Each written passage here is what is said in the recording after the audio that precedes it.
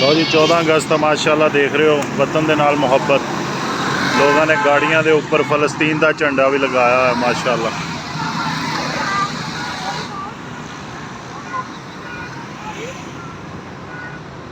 बच्चों का वालेहाना अंदाज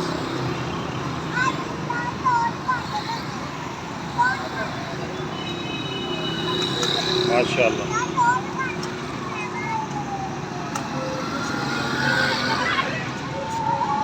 देख रहे हो माशाल्लाह जज्बा जुनून है, जज्बा जुनून तो हिम्मत ना हार, जस्तजू जो करे वो बेटे ना मेहनत अपनी होगी। है जज्बा जुनून तो हिम्मत न हार, जस्तजू जो करे वो छुए आसमान, मेहनत अपनी होगी पहचान।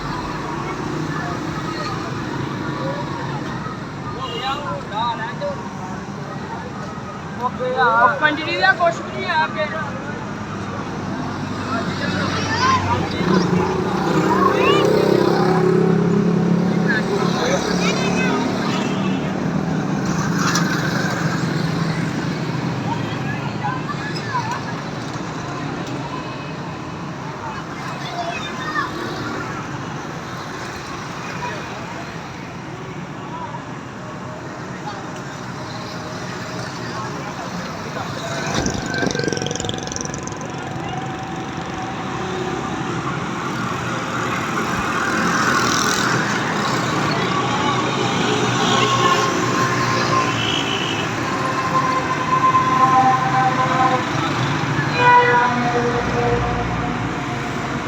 वतन दे नाल मुहब्बत का अंदाज माशाल्लाह।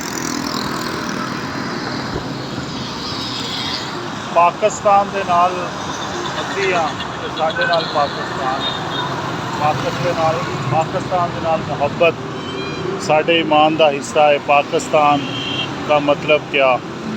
ला इलाहा इल्लल्लाह मुहम्मद रसूलुल्लाह।